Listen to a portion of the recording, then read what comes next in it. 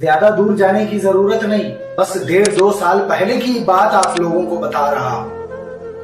یہ کوئی کہانی نہیں، بالکل سچا واقعہ ہے۔ ان لوگوں کا نام اور شہر کا نام نہیں بتا سکتا۔ غور کریں اس بات پر کہ آج ہماری حالت بھی بالکل اسی طرح ہے۔ مسجد کے قریب ایک گھر تھا اور اس گھر میں 3 لوگ رہتے تھے، ایک باپ اور 2 بیٹے۔ ان لوگوں نے دعوت کیا ہوا تھا، ان کے گھر دعوت تھی، محلے کے سارے لوگوں کو انہوں نے بلایا اور مسجد کے امام کو بھی ان لوگوں نے بلایا۔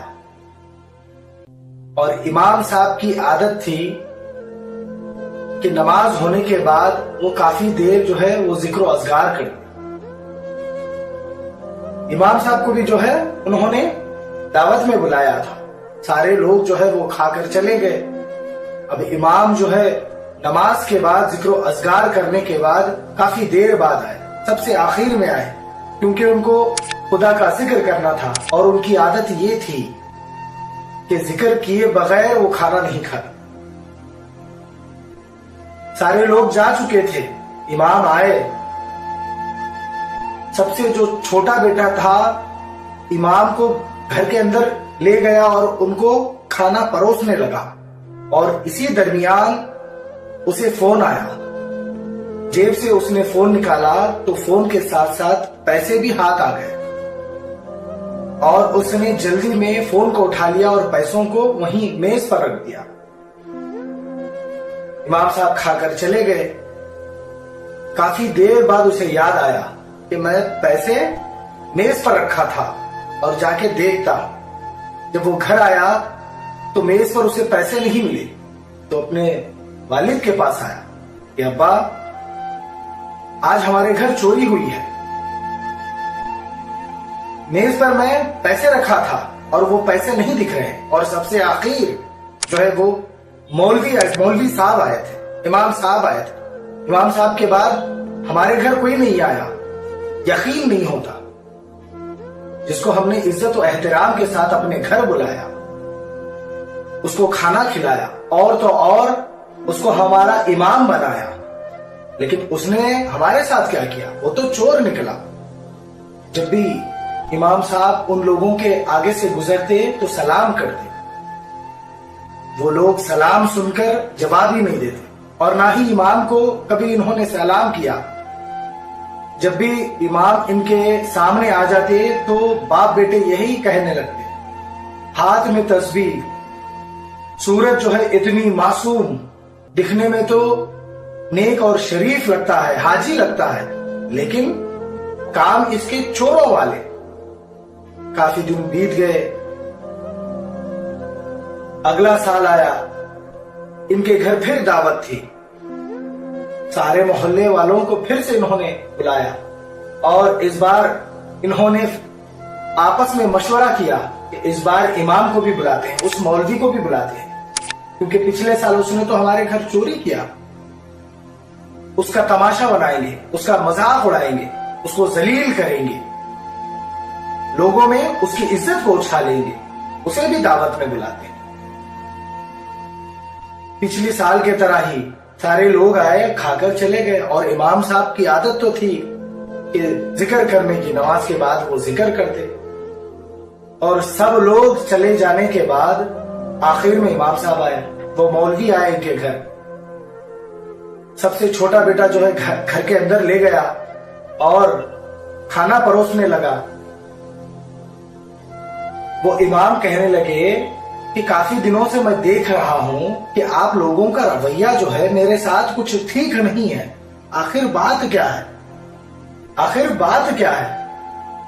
تو اس گھر کے لوگوں نے امام سے کہا کہ امام صاحب آپ کو تو یاد ہی ہے، پچھلے سال ہم لوگوں نے دعوت دیا تھا، سارے لوگوں کو دیا تھا اور آپ کو بھی دیا تھا، اور ہم نے پیسے یہاں میز پر رکھے ہوئے تھے، اور ہمارے بچوں کا یہ خیال ہے کہ وہ پیسے آپ نے اٹھا لیا، آپ نے ان پیسوں کی چوری کی،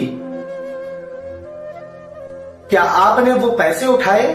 تو امام صاحب کہنے لگے ہاں وہ پیسے میں نے ہی اٹھایا. میں کھانا کھا رہا تھا،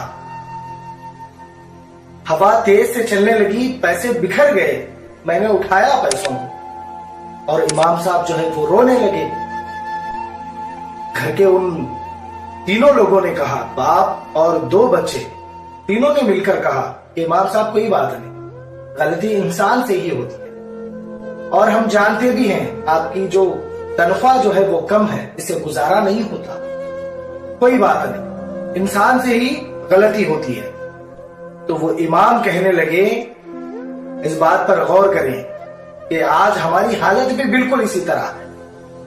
وہ امام کہنے لگے، میں اس لیے نہیں رو رہا ہوں کہ آپ لوگوں نے مجھ پر چوری کا الزام لگایا، بلکہ میں اس لیے رو رہا ہوں 365 دن گزر گئے لیکن اس گھر میں کسی نے قرآن مجید کو کھول کر نہیں دیکھا. وہ پیسے میں نے اٹھایا تھا، شاید آپ قرآن مجید کو کھولتے تو وہ رقم آپ کو مل جاتی. وہ پیسے میں اٹھایا تو ضرور تھا، لیکن میں نے دیکھا بازو قرآن ہے، اسی قرآن میں پہلے صف میں نے اس رقم کو رکھ دیا تھا.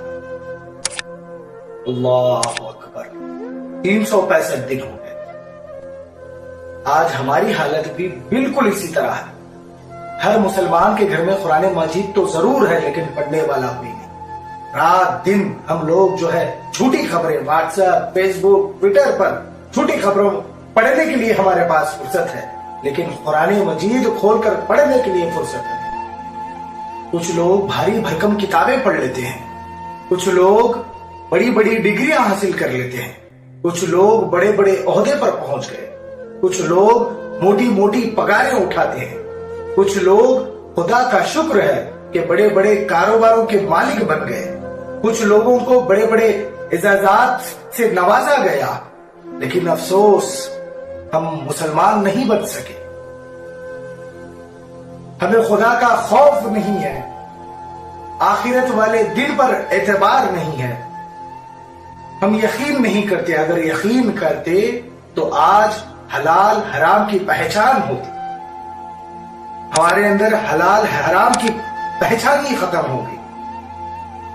مکران شاہ بادشاہ تھا، سیر پر نکلا ہوا تھا، کافی دور سفر طے کرنے کے بعد ایک پل دکھا اس کو. اس نے اس پل کو پار کیا تو ایک گھنا سا جنگل تھا. اس کو وہاں کی آب و ہوا پسند آ گئی. اس نے اس کے تحت جو سپاہی تھے اس کو حکم دیا کہ مجھے یہاں کی آب و ہوا پسند آ گئی اور میں یہاں 4-5 دن رکنا چاہتا ہوں تاکہ میرے دل کو سکون ملے. اس نے ڈیرا ڈالا، 4-5 دن رکنے کا انتظام جو ہے اس نے کیا، اور قریب میں اسی جنگل میں بادشاہ کے ڈیرے کے قریب میں ایک بوڑھی کا ڈیرا تھا، جھوپڑی تھی. اس بوڑھی کے پاس ایک موٹی تازہ گائے تھی. وہ گائے صبح سے لے کر شام تک جنگل میں جاتی اور چرتی. جیسا ہی رات کا وقت ہوتا وہ خود بخود گھر چلے آتی، اور وہ بوڑھی شام ہوتی ہی اس کا دودھ نکالتی، اس کو پی کر اسی سے گزارا کرتی. بڑھاپے کا اس کا سہارا تھا. 1-2 دن گزر گئے تو بادشاہ کے سپاہی اس بوڑھی عورت کے پاس آئے کہ اے بوڑھی، یہ جو تیری گائے موٹی تازہ بہت اچھی ہے، ہم اسے کھانا چاہتے ہیں، ہم اسے خریدنا چاہتے ہیں، کہ بتا اس کی قیمت کیا ہے. وہ بوڑھی کہنے لگی، میں اس گائے کو نہیں بیچتی کیونکہ یہ میرے بڑھاپے کا سہارا ہے. یہ دن بھر جنگل میں چرتی ہے اور جیسے ہی شام آتی ہے تو میں اس کا دودھ پی کر گزارا کر لیتی ہوں. تو وہ سپاہی کہنے لگے، یا تو قیمت میں ہمیں بیچ دے یا پھر بغیر قیمت ہی ہم اس کو لے لیں. آج بھی دیکھیں جو طاقتور ہوتا ہے وہ کمزور کو اسی طرح ڈراتا ہے. اگر اس کی زمین اس کو پسند آ جائے تو وہ اسی طرح اس کو ڈراتا ہے، یا تو قیمت پر بیچ دے یا بغیر قیمت میں ہی اس کو لے لیتا ہوں. بہرحال وہ سپاہی ایک رات کو चोरी से इस बूढ़ी के पास आए और उस गाय को ज़िबा किया और खा गए। बादशाह को इसकी कोई खबर ही नहीं थी। 4-5 दिन बीत गए। बादशाह जो है वो अपने वतन जाने लगा। किसी ने उसको बताया था कि बादशाह जो है इस पुल से गुजरेगा इस वक्त में, तो वो बूढ़ी जो है वो पुल के पास छुप कर बैठ गई, क्योंकि जब भी वो बादशाह के पास जाना चाहती तो सिपाही जो है उसे ढकेल देते, उसे बादशाह से मुलाकात करने नहीं देते, क्योंकि इन सिपाहियों ने उस बूढ़ी औरत की गाय को उसके इजाजत के बगैर ज़िबा करके खाया। कहीं इसकी खबर बादशाह को ना लगे, बादशाह को कहीं मालूम ना पड़ जाए, इसीलिए उसको मुलाकात करने का मौका ही नहीं देते। किसी ने बताया था कि फला वक्त में बादशाह यहाँ से गुजरने वाला है, तो वो बूढ़ी औरत पुल के पास छुप गई।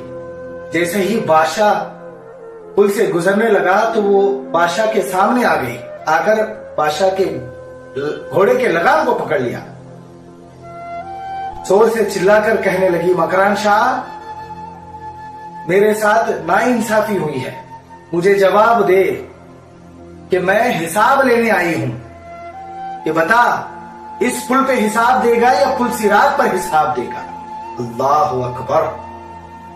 बादशाह जो है वो चकरा कर नीचे जमीन पर गिरा, हाथ जोड़कर अर्ज करने लगा कि भाई मुझे इसकी कोई खबर ही नहीं, मुझे माफ कर दे, चाहे तो मुझे सजा दे या कोड़े मार, लेकिन मैं खुदा का जो है सामना नहीं कर सकता, मुझे माफ कर दे। या फिर ऐसा कर, जितनी तेरी गाय की कीमत है वो मैं अदा करने के लिए तैयार हूं। भाई मुझे खुदा का वास्ता, मुझे इसकी कोई खबर ही नहीं, और ना ही मैंने तेरे गाय के गोश्त को खाया है। जितनी कीमत उस बूढ़ी ने पूछी थी उससे 10-20 गुना उसने कीमत अदा की। तो था बादशाह, सब कुछ था उसके पास, सब कुछ था, तो बादशाह होकर भी उसके दिल में खुदा का खौफ था, आखिरत के दिन पर उसको यकीन था। हमारे पास कुछ नहीं, आखिरत वाले दिन का हमें भरोसा नहीं, अगर भरोसा होता तो हमारे अंदर खुदा का खौफ होता, हलाल हराम की पहचान होती,